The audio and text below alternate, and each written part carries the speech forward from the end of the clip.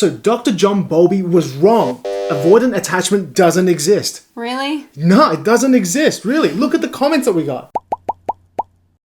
I'm Renee Wade. I'm David. For the last 16 years, we've been coaching people in dating, relationships, and in healing their attachment pathology. So it's interesting how the whole idea of avoidant attachment style has been developed on the internet. You'll get camps of people where they are adamant that attachment styles exist and adamant that avoidant attachment exists. And then you get other people who say things like, oh, fearful avoidants only exist because society lets them. Oh, fearful avoidants are the way they are because they lacked structure in their family life. And then other people say, avoidant attachment style does not exist. It's just another name for cluster B personality disorders. Or, better still, a lot of those blessed, secure people out there say, people avoid you because they don't want you. There's no such thing as avoidant attachment style, and people should stop ruminating and watching all these videos about dismissive avoidance, keeping them stuck in the loop of worrying about someone who doesn't want to be with them. I think these are all symptoms of this topic becoming kind of mainstream and as a result becoming bastardized because everyone has their own little opinions without actually looking into the research, the amount of the body of literature out there already. Because let's be honest here, nobody likes to read research papers. I mean, I do, you do too, yes. But they're not easy to read. No. They're difficult. And a lot of the times, especially, Dr. John Bowlby, he was from a different era. His language is different. To decipher that, it takes a little bit of energy. So most people take the easy path. Nah, it doesn't sound, I don't know, it's not my experience. Yeah, that's right. So I was fortunate enough to come out of childhood with a secure attachment style. And if you were to ask me when I was younger, when I was a young adult, for example, that there's all these other attachment styles, I'd be like, oh, okay, yeah, sounds cool, but really, I don't know. I don't have a frame of reference. Just because I hadn't experienced it myself as an individual doesn't mean that it doesn't exist as a whole and other people don't experience it. So, and that's where a lot of people sort of project their own ideas of the world upon everyone else. Yeah. And, I was guilty of it too. So the securely attached people out there are actually the most blind people in this area. Sorry to say, I love securely attached people, but you have no idea what it's like to be abandoned at birth. You have no idea what it's like to grow up with cold, callous caretakers who could literally look a child in the eye, want nothing good for them. Worse still, you may have no idea as a secure person what it's like to lose both parents at birth or shortly after birth and be left as an orphan. So, again, greatest respect to secure people, but avoidant attachment style is real. It's as real as gravity. And of course, someone with, let's say, anxious attachment style, and that could be also fearful avoidant because they're both rooted in anxiousness. All your life, you feel like there's something that's missing. Yeah. And you have to put a finger on it. You just don't know how to label it. You don't know exactly what it's called, what it is, until you found these books, these big, thick textbooks that are thick not just in the number of pages, but in the text involved. Yeah, exactly. The text is often very dense and really hard to concentrate on and get through, especially the ones designed for, actual university students or PhDs or researchers. Yeah, I've probably read more of these textbooks than I actually did when I was going through uni. Yeah, me too.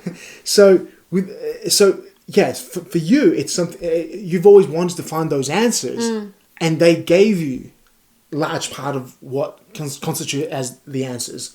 Whereas for secure people, there's no need to go out there to look for answers because you're secure already. You think the world is the way it is. You think it's the way you see it and that's it. You're past the point of ever experiencing the neglect required to create an insecure attachment That's pattern. Correct. It's not possible, really. Yeah. Even researchers like Dr. Mario Mikulinsa, he did some research on prisoners of war, and the ones who were securely attached, they bounced back to basically normal after being in prison and tortured for years on end. Prisoners of war. This doesn't mean that it didn't affect them, but within time, much quicker than insecurely attached individuals, they pretty much went back to secure. Which implies that even with such great stress, repeated stress over a period of years, it couldn't change their attachment style. No. as adults because it's baked in now. Whereas the anxious individuals, the avoidant individuals, their attachment style is basically baked in to them. Yeah. I think for a lot of anxious individuals, there is room to improve. There is room to heal. And fearful avoidance too. Yeah, the same boat. Whereas the avoidance, I think that capacity is gone. I think the true fearful avoidance. I was the true dismissive avoidance. Yeah. The boat has sailed. They're so damaged from a neurological perspective that the boat has sailed and there's not a whole lot of hope left. Because in terms of relationships and intimacy. Yeah. They can still be functional. Yeah. But in terms of that ability to create intimacy, crave intimacy, wanting to connect. And derive true value from close, intimate relationships in adulthood, that's not up their alley. Yeah, it's gone. It's basically like amputating both of your legs at a young age and, wondering, are your legs ever going to grow back? No, they're not. No. They're just not going to grow back. And no matter how much positive thinking you put on this scenario, physiology is physiology. Yeah. And I think what's super important to point out, and I want you to listen very carefully here, is that the people who teach attachment styles, the people who deeply research attachment styles, a lot of them, the vast majority of them, are insecurely attached themselves. Now, I remember reading a Reddit thread on attachment styles, and they were talking about, the big names on YouTube in the attachment styles content field. And they were saying, I do feel like it's really interesting how all these gurus are fearful avoidance. And I'm just sitting there thinking, well, it's not. It makes total sense. But get this. John Bowlby himself, the grandfather of attachment theory, if you've done the insane amount of research that I have, you would have come across the knowledge that John Bowlby himself was quite possibly an avoidant. A colleague of his who had met him, spent a lot of time with him, understood his research and wrote their own book, would say that he was probably an avoidant. John Bowlby was smart. He knew how to research. He knew where to take his research to help the world. But to quote other people who were quoting from John Bowlby's wife, he had zero interest in his friends' or family's emotional world. Okay? So he was just a very matter-of-fact person looking at things as they are.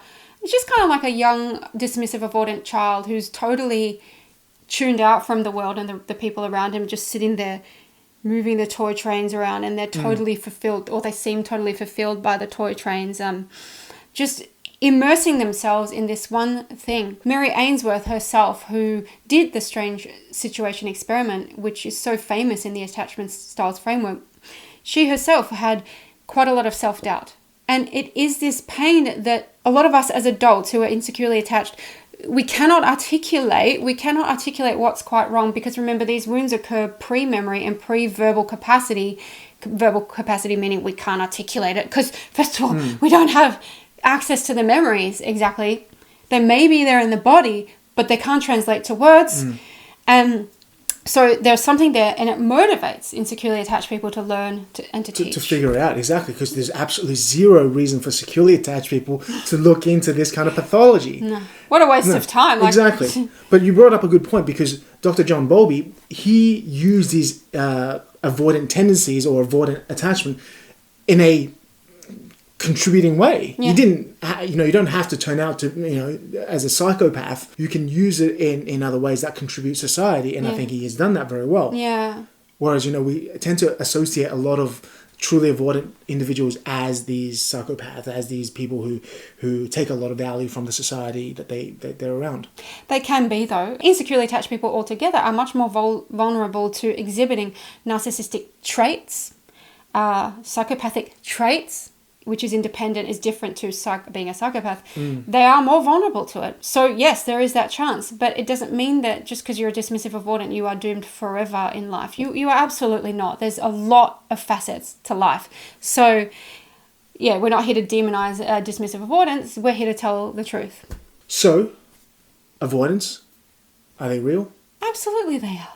Just because you don't resonate with it, just because you don't feel it, doesn't mean that someone else hasn't been neglected beyond the scope of your wildest imagination. And the fact that they experienced that deserves our recognition. Yeah.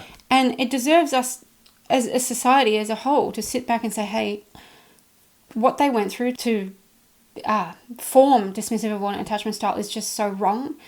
It's not right. What can we do to ensure it doesn't happen in our own families? Yeah. You know? It was a study of the pathology of personalities, and they tried to find the root cause of these pathologies. Yeah. Whereas a lot of other studies looked into categorizing different personality disorders like narcissistic personality disorder, bipolar, etc. Whereas attachment style was looking at the root cause. You know, that's right. When we trace it back, you know, what correlations can we make here? It's very interesting because, again, I'm fascinated by John Bowlby's history, his own history, and John Bowlby was studying the juvenile delinquents at children at the same time as a man named Harvey Cleckley, who was studying psychopathy. And they both were studying the same type of symptoms, types of behaviors. However, they both came to different conclusions as to the causes for these behaviors. So, for example, Harvey Cleckley believed in the nature facet of things. So he believed that people were the way they are because of nature. John Bowlby believed that the primary cause of these psychopathic traits or these personality disorders was insecure attachment, inadequate maternal and paternal care. So it's not easy to prove which one's which, but if you had my opinion, I'd say it's largely nurture. And of course, it's very unethical to do those studies to find a definitive cause. Yeah. So I don't think it's ever going to be done. But of course, what John Bowlby did was he went back to early childhood, early life, and he studied that arena, whereas the other researcher didn't as much. No. And so in today's, I guess, psychology field, you have attachment style, which looks into the root cause of a lot of these other personality disorders, whereas other fields look at the symptoms and the behaviors, and they try and categorize the different behaviors, whereas a lot of it traces back to attachment styles. Yeah, exactly. Early life attachment styles. So having, say, an insecure attachment style, as you said, greatly increases your chance of having personality disorders, narcissistic personality disorder, bipolar, all these other personality disorders are way more likely to have them when you are insecurely attached, because your nervous system is no longer regulated correctly. Yeah, that's right. So if you are curious about your own core attachment style, or you want to help a friend discover or a partner discover their core attachment style, you're in luck, because we have a free attachment styles quiz that you can take. And this is a different style of quiz to the ones that people generally offer on the internet. Our quiz gives you a percentage score for where you sit on the attachment spectrum. So it'll give you a score for how securely attached you are. And the further you go to 0%, the more dismissive avoidant you are. The closer to 100%, the more securely attached you are. So go and take that free quiz. Go to Renee's links. You'll find the quiz there. Scroll down. There's a lot of other free quizzes and free articles. We've got 16 years worth of work. Go there, have a look, do the quiz, and read the explanation afterwards. Delve deeply into our work, because we've dedicated the last more than a decade and a half to not only helping people healing their attachment pathology, but to succeeding in attracting a high value partner. So go to reneeslinks.com. You find all the links on the page, and we'll see you there.